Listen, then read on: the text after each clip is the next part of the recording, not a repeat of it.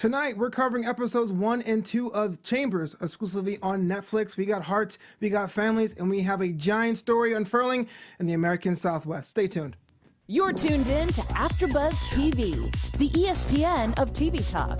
Now, let the buzz begin. How is everyone doing out there on the internet land? Hello. Hello.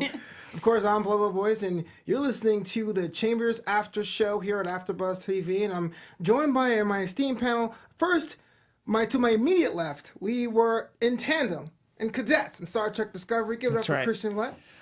Great to see you again, Flobo. And yes, we were in the leadership training program along with Agent Tilly, and one day we'll be captains of starships. Exactly. If you haven't watched Star Trek Discovery and AfterBuzz, make sure you do. And to his left, we have one of my favorites here, AfterBuzz, Ms. Jackie Ray. How you doing? How y'all doing? How you good? You good? How you doing? How you doing? You good? I'm good. Excellent. Great. My chambers are all intact. So oh yeah, exactly. So already starting off with the bang. Chambers was not what I expected by looking at the little icon on Netflix, but definitely a pleasant surprise. Overall thoughts of the first 2 episodes? I actually am at a loss for the first 2 episodes, but in a very good way. Sometimes I don't like to be at a loss. Sometimes I like to know what's going on. I love supernatural shows, so I love the supernatural element. I love the family element. I love my confusion. I'm feeling good. You know, what I like is that you don't have the feeling where it's like, oh, okay, so this dead girl, here's what happened to her. Oh, and that guy, you know, there's a lot of like, oh, everybody's so weird about this. They're not telling the truth. And we see just little flashes of her memories as we go along. And yeah, I'm with you. I don't know what's going on, and I like it. You know, exactly. I like the way that they're very slowly, and you can always do that on a Netflix show. You just give a little bit here and there. You know, right. You don't have to convince people to come back next week. You're just like, yeah, just don't hit any buttons, and then you're going to see the next episode. That's in action. That's so convenient.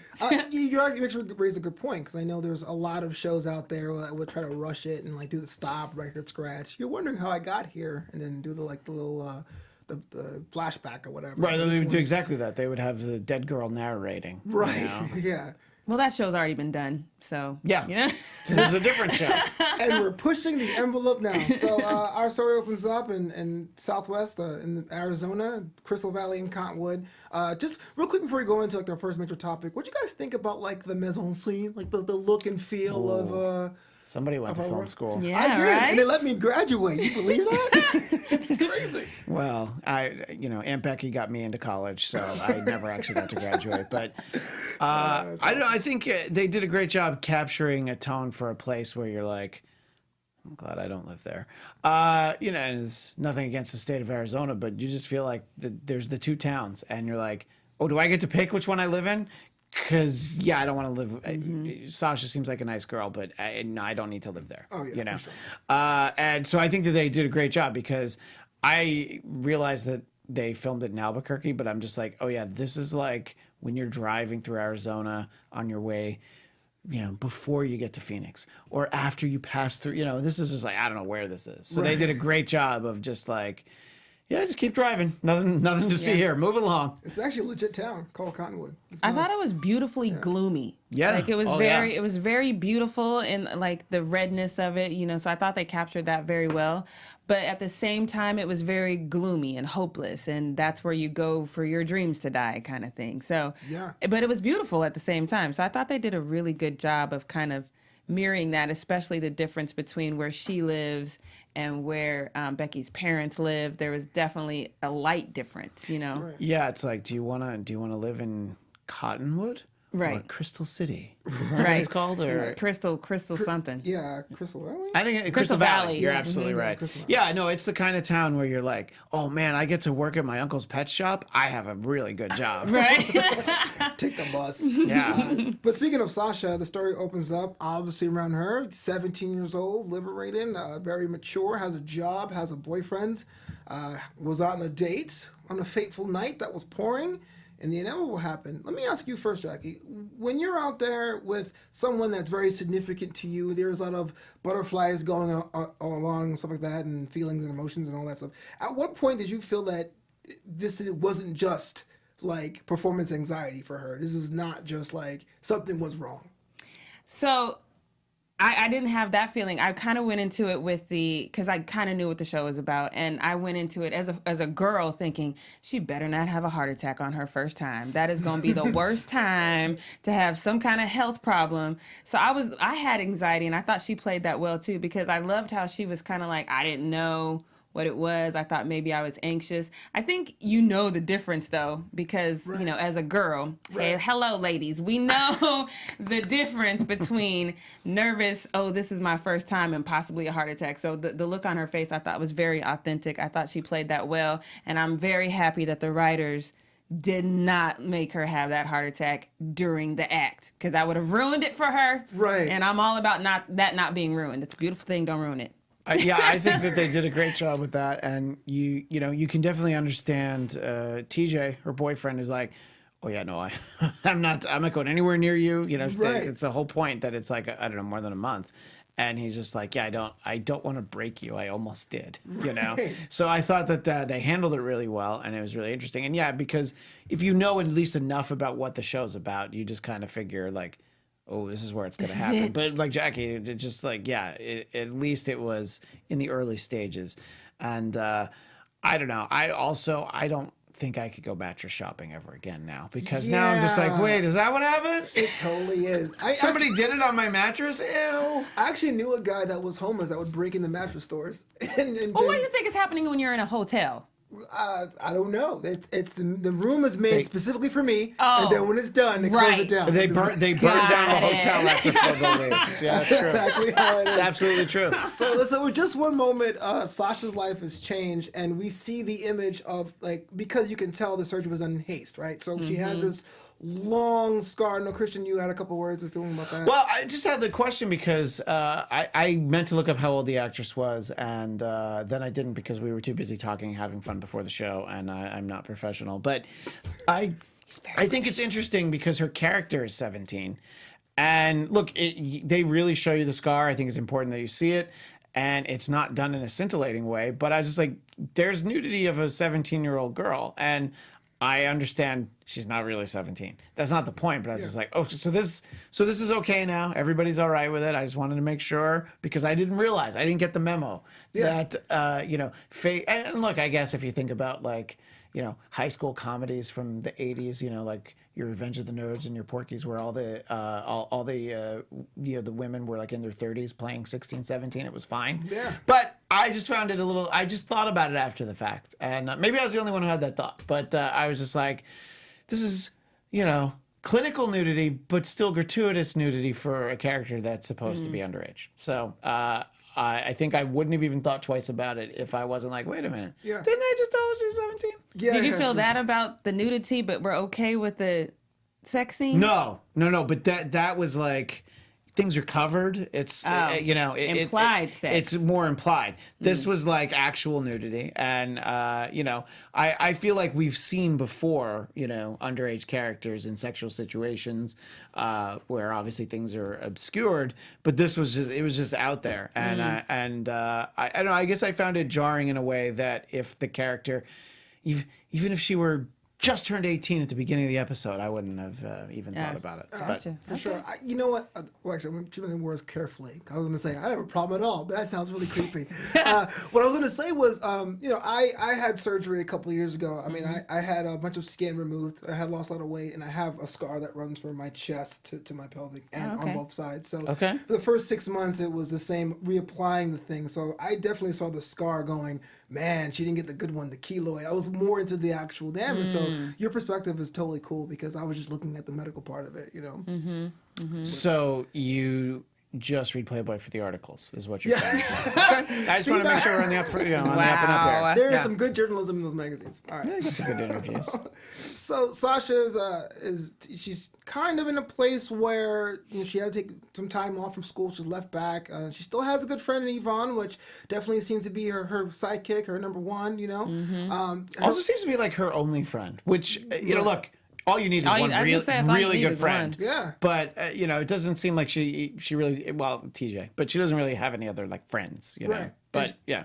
And the fact she's willing to hang out with her when she has that moment of breakdown that says she's ride or die. But more about her life in Cottonwood before we meet Lefevers, right? So she's working at her uncle's pet store, and Uncle Frank is trying hard, but it does seem like it's on a route to a dead end, right? Like, how far is Sasha's potential before we have Ben Lefevers show up and say, hey, look, you have the heart of my daughter.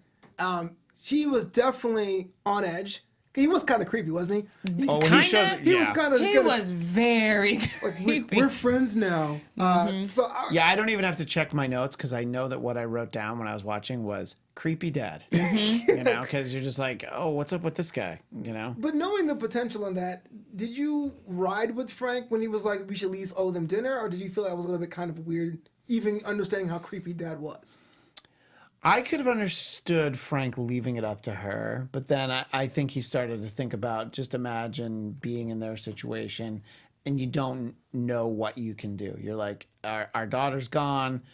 Her heart we just want to get to know the person, you know? Yeah. And, you know, I think when it goes next level with, you know, what they offer her, but I think, I don't know, I can see, look, Frank's got a pretty thankless task there. You know, it's pretty tough. I can't imagine, you know, being I mean, my daughter's not even 2 yet, so I have a long ways before I have to worry about, right. But, you know, so he's like the, you know, adoptive parent of, you know, a high school girl. So, you know, I just can't imagine how pleasant, you know, the last few years have been for him. So, I don't know. I agreed with him. I think, yeah, at the very least, let's just go have dinner. Yeah. Sure. Yeah, I would have been like, no, we're not going to have dinner with creepy dad. I watched too many sci-fis. I know how this ends. We're not going in this house. And as her guardian, the way that he grabbed her hand, that would have been it for me. Because it wasn't this endearing, oh my God, I've lost my daughter. My daughter's heart is in your chest. I'm about to break down in tears.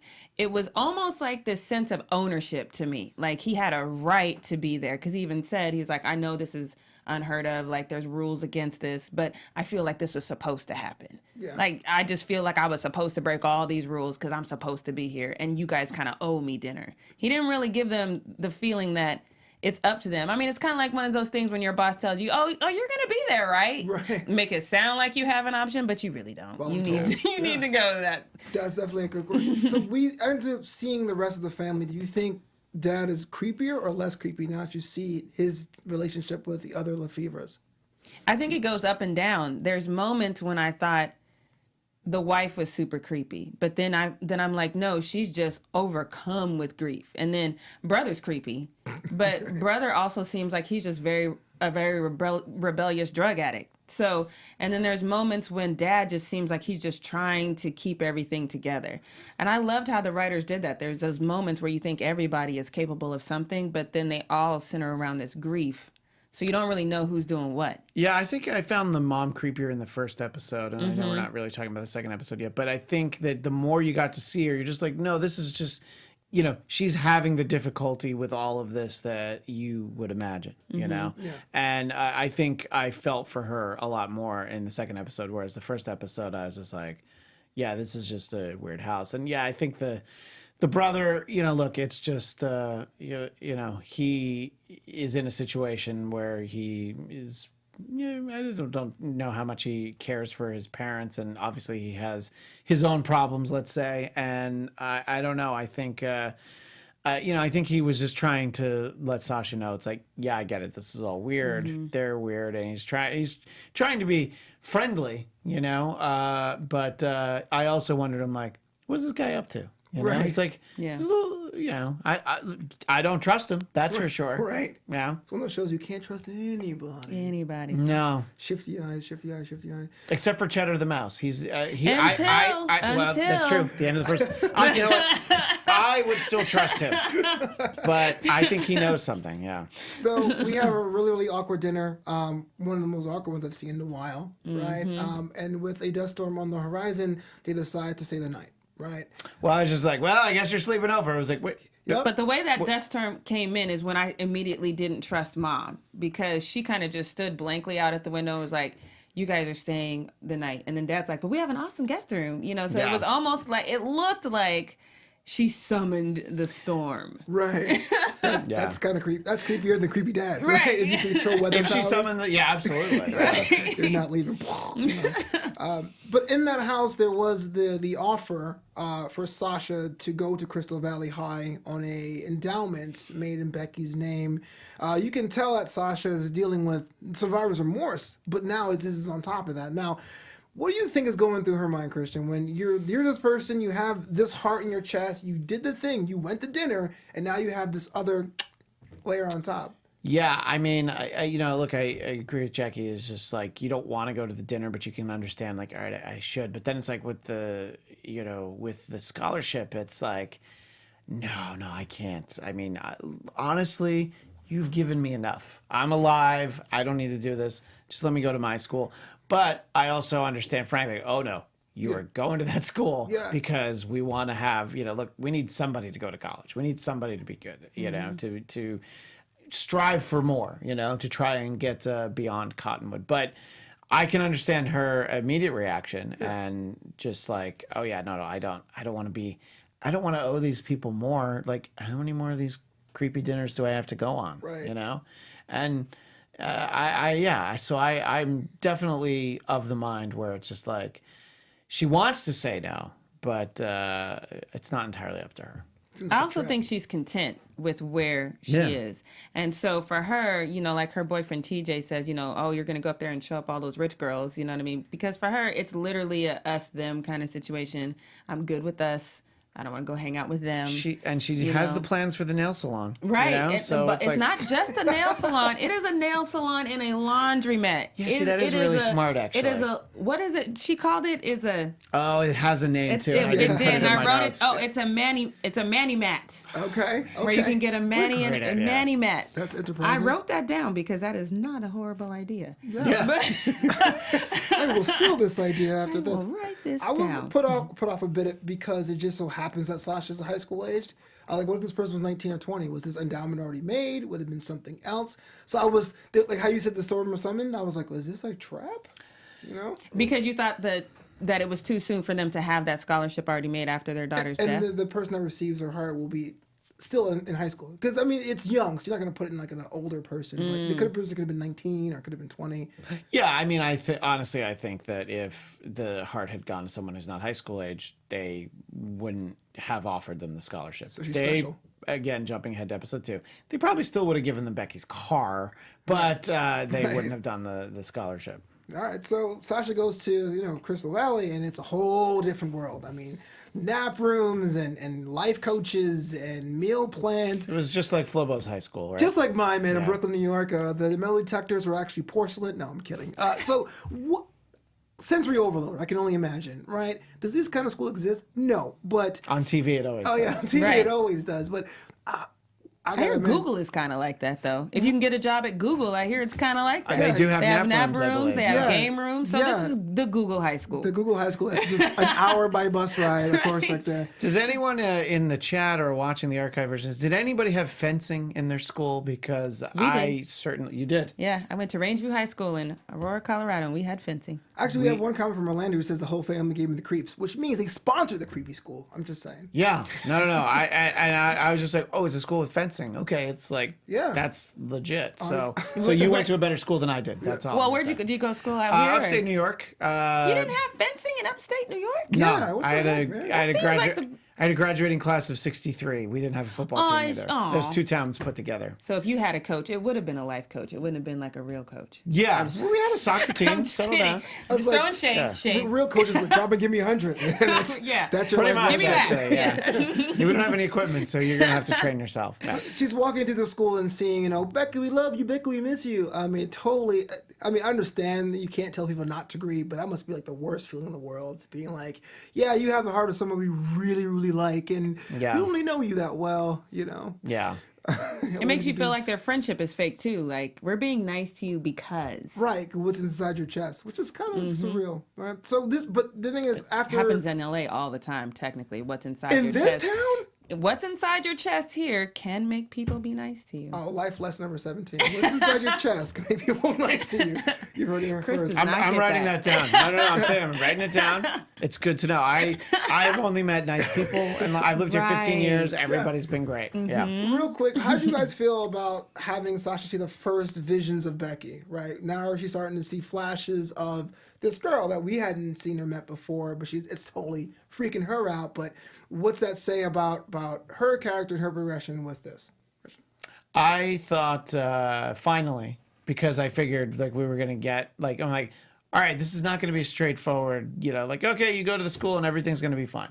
You know, it wasn't like oh you've transferred into like Sweet Valley High. You know, I'm like all right, let's see what's love that going show. on. Yeah, of course, you were a big fan. Yeah, big fan, yeah. But you did the after show for Degrassi too. But anyway, I think that. Did you just do a Drake in the wheelchair? Yes, I did. Yeah, I wish I didn't was get that. right. But so people listening, I was just like, they need to know what Flobo just did.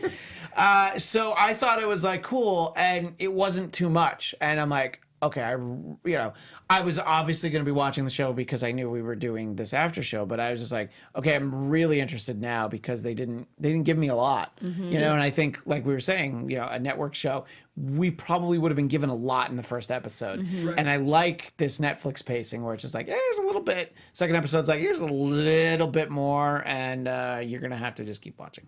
Yeah. I liked it too. I liked my initial thoughts when I first started seeing Becky's flashback is I thought that Becky was probably part of some cult and had sacrificed herself. Like that's immediately what I thought. But I definitely thought that in some way she had brought about her own demise.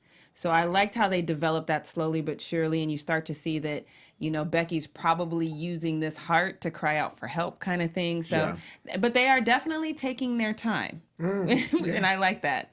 For sure. That's pretty much what I noticed on episode 1. Did you guys want to add anything else before we move on? I think that you know, seeing Marnie, the transition buddy. I don't know exactly what the title was of her. Yeah. It just reminded me that, you know, when I started at AfterBuzz, Flobo was my transition buddy. That I is was not around. true He offered to help me study. It was great, and it made life so much easier.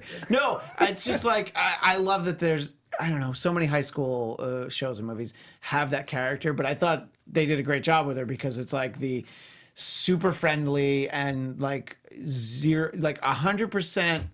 100% excitable in front of you, but like 0% genuine. You know, just like it's all just like, is any part of you not an act? And it's like, no, of course not. Yeah. Right. So I thought that dynamic is like, oh, like that's supposed to make this girl feel better. Right. Is this one? It's like, so Becky was totally my best friend, and like, yeah, so I thanks. definitely don't want you. Can we get Right. somebody who like didn't even know her Right. to help me adjust? So There was one part in there that stood out to me, and it was when she rolled down the window to give the money to the old lady. And then the old lady kept saying, you don't want that in you. You don't want that in you. You don't want her in you, is what The she last said. time she Yeah, was away, yeah, yeah. that's the last thing she said. Yeah, so I was like, okay, because the first time she said, you don't want that in you, Yeah. right? So the first time she said that, I love Sasha's look, like, what are you talking about? Because I feel like in her head, maybe this is just me, my sick and twisted mind, but I feel like in her head, she's probably thinking back to TJ, like, maybe I don't want him, you know, that in. That's just where my head went, just follow me down this road. But then as she's driving away, and the sheer angst on the old lady's face would have immediately changed that thought process, Yeah. right? And I just was like kind of surprised that she didn't start asking all these questions now, like, what does she mean? Like, who is this girl? Like, my mind would have immediately went there. But she plays it really close. You know, you can tell she's worried in some way. You can tell that she knows that this heart is causing her some issues, but she's playing it really close. And I don't know if it's because she doesn't want to worry Frank and Yvonne, or it's because she's freaked out. So I really like how she's playing this right now. All good points. I think that goes a little bit more detailed in episode 2. But before we get to that, we think we have a special message. We do, you guys. I see a few of you guys, well, a few of you in the chat right now. And I want to say hello to you guys before we continue, because you have made us the ESPN of TV Talk. And I just want to say thank you so much for supporting us in all that we do, and remind you that we also continue to need your support. We need your help. So while you're there, in the YouTube chat right now, give us a thumbs up and make sure you subscribe. If you are listening to us on iTunes, make sure you give us 5 stars. Make sure you listen to us wherever you are. And no matter what you do, leave a comment, because if you're in there right now, we're going to mention it. We're going to shout you out. We'll leave you a comment. I chat back through the whole entire week. I think my panelists do as well. So get involved in the conversation, and don't forget to tell a friend, because being a part of AfterBuzz really does mean so much to us. And like I said, we do need your support. So tell a friend, another friend, and tell an enemy if you have to. But make sure you tell somebody. And if you like it, trust me when I tell you we have it here on AfterBuzz. So make sure you stay involved. You do all my live reads from now on. That's dope. I like it. Prostitute Ray. Oh. I don't know how to read, so please don't ask me. Well, that's because they didn't have fencing at your school. Or, I know. I'm a bad transition partner, apparently. I didn't teach you how to That's read. true. Yeah. That is hilarious. Episode 2 is called Right to Know, and it centers around the release ceremony, which I had never heard of before, but apparently is a thing where everything is gathered up from the deceased and burned in effigy. What do you guys think the first time you heard that? What was going through your mind? I thought it was where they let the lanterns fly away. I actually thought it was that too. That's yeah. what I thought it was. Right, So and when then I when saw them burn and stuff, I was like, whoa. Yeah, I was just like, great. think Some Cottonwood? of that's Right. good stuff. Yeah, Like, what do you give do? it away. Yeah, sure, burn the cast. That's fine. But and this was where I really sympathized with. I think Uma Thurman's character's name is Nancy, but I might be wrong. It Okay, is, yeah. I really sympathize with her. It's like, yeah, why am I burning her baby blanket exactly? Like, and I thought that was a really nice moment with her and Sasha, sort of like dealing with that. And yeah, the whole thing it's just so weird, and the fact that anybody acts like it isn't. Yeah. All the people who are like, yeah, we get it. This is kind of weird. I'm like, okay. That's normal, but anybody else who's just like, well, yeah, of course we do that. I think Marnie's mom, who I think that actress is Lily Taylor, she seems to be of the, oh yeah, it's just such a beautiful thing, and leaving the little stones, and I'm just like, yeah, all right. So we're getting some of the weird people in here. You get how this is the town where they're like, yes, we're going to release all of her. Yeah. I don't know what you're releasing exactly. I wouldn't be surprised if this town had a pet cemetery somewhere, because they're just all kind of creepy, and I just, Correct, and it was interesting to me that there were so many women at that releasing ceremony, because as women, we are a little bit more emotional. So I just feel like women would be like, girl, don't you burn that, put some stuff aside. This is what your husband needs. Burn a book, that she never read, or burn her high school English book, anything that really didn't mean any significance. The clothes that she never got around to bringing to Goodwill. Right.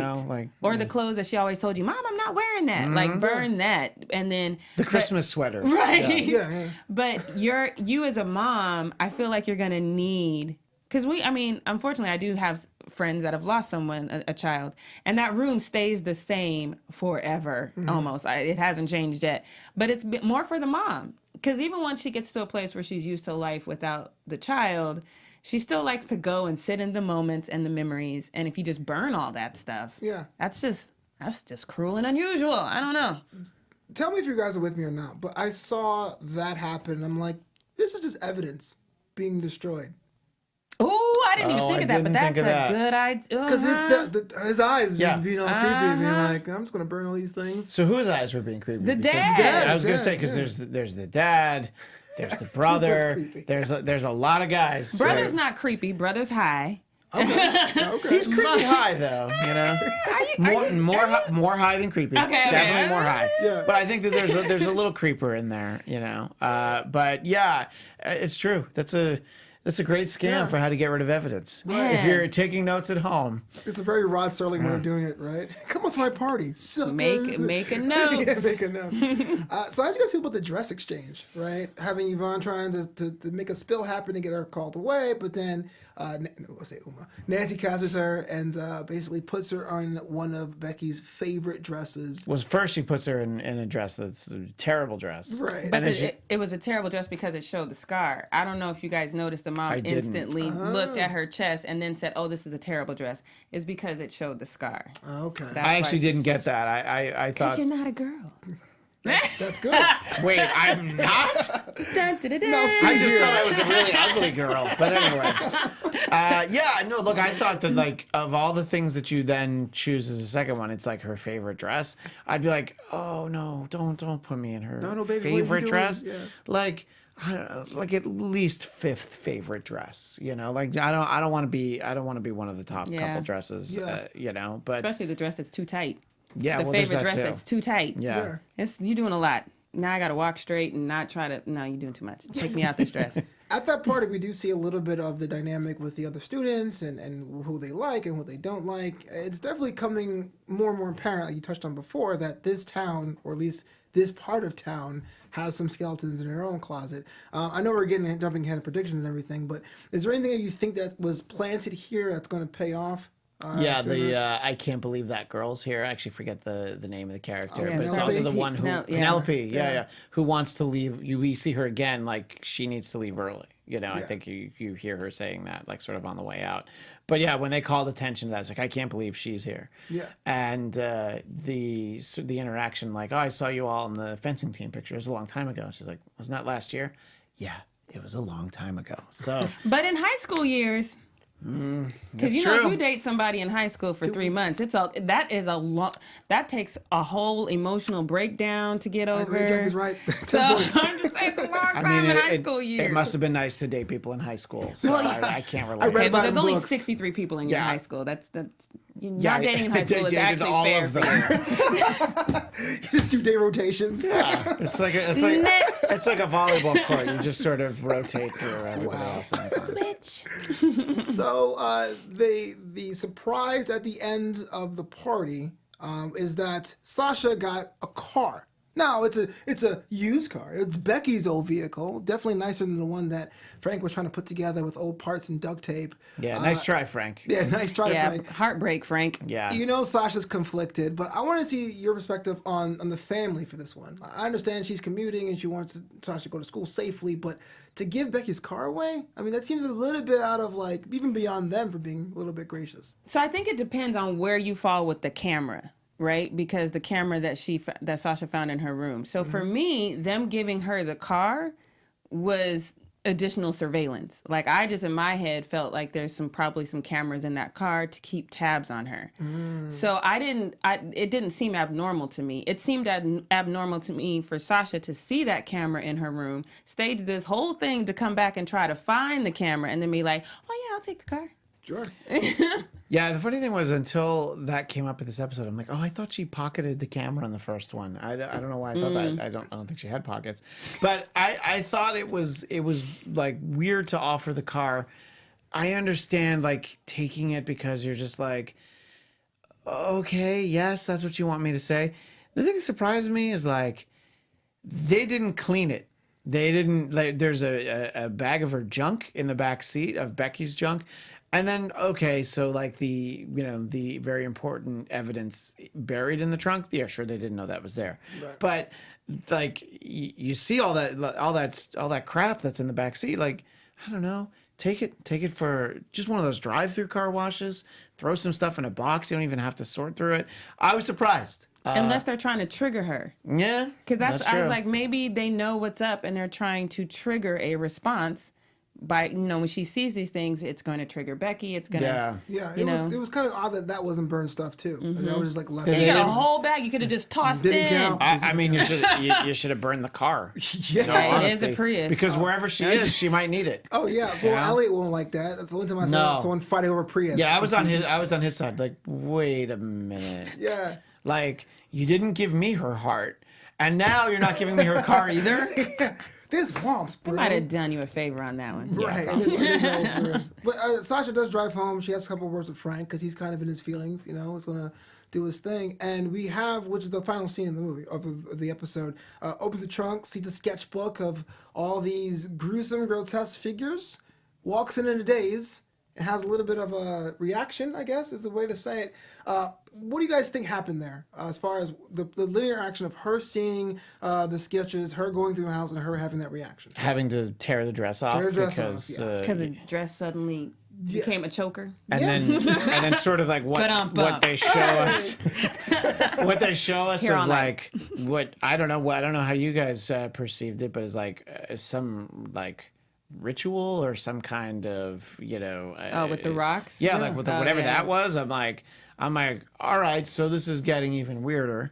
And the eyeball on the ceiling. Yeah. Right. Well, that's the last thing we saw was the eyeball, and I'm like, man, there's lots of ways to do surveillance. I guess that's the that's the real put old the school. hole there? That's the That's question. Frank's place, right? So how? Yeah, but I mean, like, who knows how long that hole's been there? Right. Was inviting them to dinner so that you could go, toss the place and do some surveillance. Who knows, So, Yeah. but I mean, I understand Sasha's reaction and like seeing, all these weird sketches and Becky crossing out pictures of herself, and the fact that the sketches matched sort of that, when she was looking at the fencing picture, the way that the faces were scratched. So. But we saw those scratched up faces in the house too. Yeah. So, That's right. Yeah, remember what did he say? They were from Tanzanian mask or something, and then he stuck the Batman one right in the middle. Right. Yeah. And then, but Mom knew, about the mask, so that made me feel that Dad just thought these masks are ridiculous. Let me do something funny. Throw this Batman mask in. Whereas Mom, so I don't, the way they're playing this, everyone's a suspect. Right. Yeah. Everyone's a suspect, and the visions of Becky are getting more and more vivid as it goes on week to week. I didn't know if it was like a choking thing or like a heat thing. Like, I wasn't quite clear, but now we spoke it out. It seems like it was this dress is just too tight. Ugh. Yeah, and so now you've ripped up Becky's favorite dress too. But I Told know, you right? it was too tight. I told you. yeah, Wow. So, Jackie, you do have something for us today. I do. I have a special segment for you guys, and because I'm all about authenticity and things being realistic. So when Yvonne in episode 1 said, both of these are from episode 1, and she said, you couldn't have this heart transplant if Becky was electrocuted because they don't give heart transplants if the person has been electrocuted. I was like, that sounds made up, but nailed it. So that is a fun fact. So just so you guys know, when someone dies from electrocution, it depends on how the current goes and what organs it hits. But typically, it is possible to get a heart transplant from someone who has been electrocuted if they were able to restart the heart for a significant amount of time. However, most people who get electrocuted who end up in the ER and pass away, their organs are not donated. So the show nailed it with that one. The other part, and we talked about this earlier when the dust storm, and it looked like Mom summoned the dust storm. I was like, yeah, how realistic is this? How often does this happen? But this is a video of a dust storm that happened in Arizona where they say this is taking place. And this happened in July of 2018. It's called a hobobs, or commonly known as a dust storm. And they have a lot of them every season, according to the National Weather Service. And they typically come 1 or 2 a year, but this one, which looks eerily like the one that we saw in the show, was the third one that happened this season in 2018, and it had almost no warning time was given. So in the scene where we saw that they just had a second to react and then go up to their little guest room, that's actually accurate. So once again, nailed it with the accuracy of the scientific stuff in this episode. Well done. Well done. Well done to you, too. I've learned so much in so little time. Taking notes here. Right. I'm trying to make sure I get to myself my Crystal Valley scholarship. Free laptop and that scholarship, too. I'm here for the laptop and the Cheetos. and right the there. fencing. Oh, I yeah. can't wait to do some Yeah. fencing. Yeah. So fencing and Cheetos, that's a combination. Ambidextrous, see? Yeah, exactly. Yep. Eat into it. Push that over. So I know we're going to be discussing episodes 3 and 4 tomorrow right here on AfterBuzz TV. But before we get to that, how about some predictions? And now, your AfterBuzz TV predictions. Oh yeah, grab your tinfoil hat. Christian, what's on your mind? Well, I'm glad you started with me because, of course, I have a tinfoil hat. I would say that, I'm not going too far out on a limb. We're going to see some more weird stuff over the next 2 episodes. But I think by the end of episode 4, we're all going to be like, aha, I know what happened. And then we're going to find out, like, oh, no, we were completely wrong. Safe But bet. here's my betting on an outside straight. It's all Becky. No, not Becky. Becky's the girl. It's all Marnie. Marnie did everything. It's all on her. She did it all. I don't know what she did, but she did it. Wow. She's too fake nice. She is very fake nice. Lot of survivor's guilt / fake niceness going on there. To be fair, she was assigned to be Sasha's transition person. She By volunteered. the fake coach, also known as the life coach. Maybe Yeah. the life coach did it. Oh, I forgot about He that character. failed yeah. at coaching life. That's true. That's the worst villain origin story. I was life coach and all came tumbling down. Yeah. This is kind of not even a spoiler, but I do think we're gonna get more into Penelope's story and that rift and divide. This is my prediction. Again, not jumping ahead in the episodes. Maybe Penelope was the last student to see Becky alive. And maybe that may cause, or maybe that was the reason why there is a bit of a rift even after Becky's passing. Why I did Cheddar think- the Mouse bite her? That's what I want to find out. Because Cheddar the Mouse senses Becky, and he doesn't sense Sasha. Yeah. Animals know who their owners are, or person who feeds them. I'm so glad you're giving mice that much credit that they're that I mean, smart. It's got a tail. That one does. he knows who feeds him. That's true. You know what I mean? I mean, Animals know who feed them. That's a great point. I think that what we're gonna find out. I think the whole town is in some sort of cult. Or maybe it's just the kids that are in the cult. Mm-hmm. And then Becky wanted to get out, or maybe Penelope or whatever her name is, wanted Becky to get out, and then that's why they don't like each other. And then somehow either Sasha's or Becky's parents or Becky just wanting to get out on her own and maybe Penelope wanting to help her, that's what caused her death, is her trying to get out of whatever cult that they're in. Okay, I'll definitely buy that. Do you think that Becky's interactions with Sasha will change and evolve? And so how, you think? I think they'll change because I think it's like when, I'm a big Supernatural fan and it's very difficult to communicate across the veil. Right. But I think the longer that her heart is in her body, the better the communication will be and she'll be able to deliver her message a little better. Do you guys have a thought for what those creepy hands were that were grabbing Becky and sort of, when she's in the bathtub where she was allegedly electrocuted and she's running away from something? I think that's Raviv, or the dude that was Yeah. her boyfriend, who is just about married to Fake Nice. That's her name now. Yeah, her name is Fake Nice. Yeah. Yeah. Yeah, that was actually my thing. We're talking about the original dream sequence. That Yes. Had, yeah. I was like, well, that'd be the link. If Sasha is seeing Ravi for the first time before she even meets him, and these hands happened in the vision, maybe some kind of connection there. That'd be my choice. We are all on one accord. Yeah. Okay, I didn't know if you were just like, No, I just wanted he's to a know good what you guys guy. thought. Yeah. Yeah. Awesome. Well, I want to thank you all for tuning in to this episode of the 1 and 2 of the Chambers After Show right here on AfterBuzz TV. Jackie, where can the world find you? You on can the find. interwebs? Oh, I almost cut you off. You can find me everywhere in the world on social media at JRay the Fanatic. You can find me on Twitter and Instagram at ChristianDMZ. And I heard Flobo mention Rod Sterling earlier. Thursday nights at 10, right here on AfterBuzz TV. I am part of the panel for the Twilight Zone After Show. This is the reboot Twilight Zone on CBS All Access. So you can find me over there. Wow. You can find me on Twitter at Flobo Boyce, on Instagram at Flobito and Flobito.com. I'm actually on the Monday Night Raw panel, which is kind of the opposite of the Twilight Zone, but definitely have its own I level. think that there's a lot more crossover than you Yeah, think. exactly. A lot more entertainment value. Thank you so much for watching. Until next time, make sure you have a heart. Good night, everybody. Our founder, Keven Undergaro, and me, Maria Menounos, would like to thank you for tuning in to AfterBuzz TV. Remember, we're not just the first, we're the biggest in the world, and we're the only destination for all your favorite TV shows. Whatever you crave, we've got it. So go to AfterBuzzTV.com and check out our lineup. Buzz you later. The views expressed herein are those of the hosts only and do not necessarily reflect the views of AfterBuzz TV or its owners or principals.